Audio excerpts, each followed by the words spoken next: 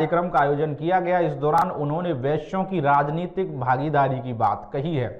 खबर और ये जनपद से है, जहां पर वैश्य एकता परिषद के राष्ट्रीय अध्यक्ष हेमंत गुप्ता ने वैश्यों को अपने हकों की मांग के लिए हुंकार भरने का बीड़ा उठाया। ओरैया पहुंचकर वैश्य समाज के लोगों से संपर्क किया व लोगों को राजनीति में अपनी भागीदारी के लिए जागरूक करने का काम किया। वहीं पत्रकारों से बातचीत में राष्ट्रीय अध्यक्ष हेमंत गुप्ता ने बताया कि तकरीबन उत्तर प्रदेश में 106 विधानसभा सीट वैश्य बाहुल्य है, जबकि विधानसभा में मात्र 20 वैश्य विधायक हैं। जबकि राजनीतिक पार्टियों द्वारा एक नारा दिया जाता है कि जिसकी जैसी आबादी उसकी वैसी ही हिस्सेदारी। इसको लेकर समाज के लोगों को जागरूक करने के लिए आज ओरैया पहुंचे थे। हेमंत गुप्ता ने केंद्र और प्रदेश सरकार से राजनीतिक हिस्सेदारी की मांग करते हुए लोगों को समाज में जागरूकता पैदा करते हुए वैश्य समाज को जो व्यापारिक परेशानियां हैं उनका भी हवाला दिया। हेमंत गुप्ता ने बताया कि हम सरकार से यह भी मांग करेंगे कि खुदरा व्यापारियों का व्यापार बचाने के लिए प्रदेश सरकार को यह भी निर्णय लेना चाहिए जो बाहर की कंपनियां फ्लिपकार्ट, अमेज़न आदि काम कर रही हैं, उससे खुदरा व्यापार प्रभावित हो रहा है। उन्होंने यह भी बताया केवल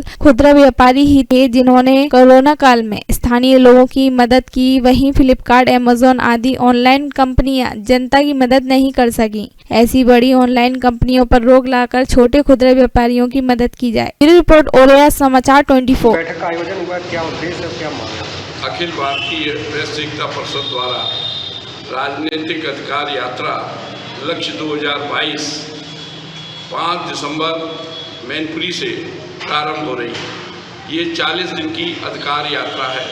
इस यात्रा का मूल उद्देश्य वैश्य समाज में राजनीतिक चेतना का स्मरण कराना तथा राजनीतिक दलों पर दबाव बनाना कि राजनीति में उनकी हिस्सेदारी और भागीदारी वर्तमान समय में नगण्य है। वर्तमान समय में मात्र 20 विधायक हैं, जबकि 403 विधानसभा क्षेत्रों में से 106 विधानसभा क्षेत्र ऐसे हैं जो वैश्य बाहुल्य हैं, जहां वैश्य मतदाता 35,000 से लेकर 60,000 तक है। इस राजनीतिक अधिकार यात्रा लक्ष्य 2022 के माध्यम से हम लोग दबाव बनाना चाहते हैं कि राजनीतिक दलों ने एक नारा दिया था कि जिसकी जितनी आबादी सत्ता में उसकी उतनी भागीदारी, लेकिन ये सिद्धांत सब पर लागू किया गया, लेकिन वैश्य समाज आज भी उपेक्षा का शिकार है। इसी कारण सर्वाधिक उत्पीड़न, शोषण, आर्थिक दोहन अगर होता है तो वैश्य समाज का होता है, लेकिन ये सिद्धांत सब पर लागू किया गया, लेकिन वैश्य समाज आज भी उपेक्षा का शिकार है। इसी कारण सर्वाधिक उत्पीड़न, शोषण, आर्थिक दोहन अगर होता है तो वैश्य समाज का होता है। इसीलिए संगठन ने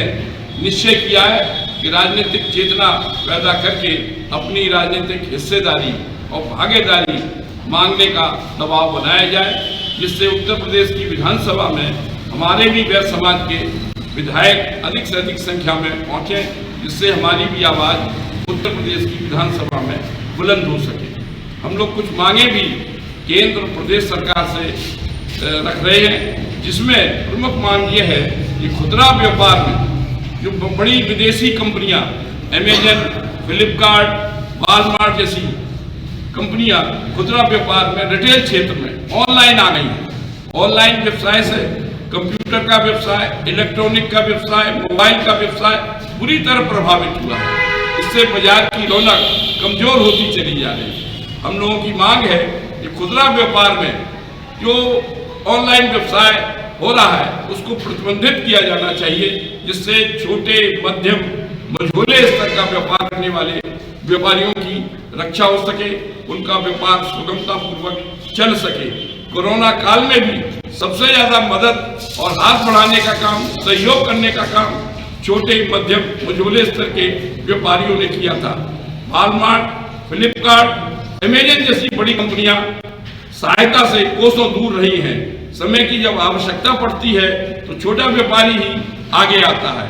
इसलिए हिंदुस्तान की परिस्थिति को देखते हुए ऑनलाइन व्यवसाय खुदरा क्षेत्र पर विदेशी कंपनियां हैं उसको रोका जाना चाहिए। इसी प्रकार से जीएसटी में जो पंजीकृत व्यापारी हैं, सरकार के द्वारा 10 लाख रुपए बीमा की राशि निर्धारित की गई है, लेकिन कोरोना काल में एक भी किसी व्यापारी को बीमा की सुविधा और लाभ नहीं मिला है। हम लोगों ने मांग की है कि जो परिपत्र बीमा का है उसके अंदर कोरोना जैसी महामारी, कैंसर जैसा साध्य रोग, हार्ट अटैक, किडनी जैसे रोगों को उसके अंदर जोड़ा जाना चाहिए, जिससे व्यापारियों को वो सुविधा प्राप्त हो सके। लेकिन जो व्यापारी जीएसटी में पंजीकृत नहीं है, लेकिन जिनके पास कॉमर्शियल विद्युत का कनेक्शन है, श्रम विभाग में पंजीयन है, ऐसे व्यापारियों को भी बीमा की सुविधा मिलनी चाहिए।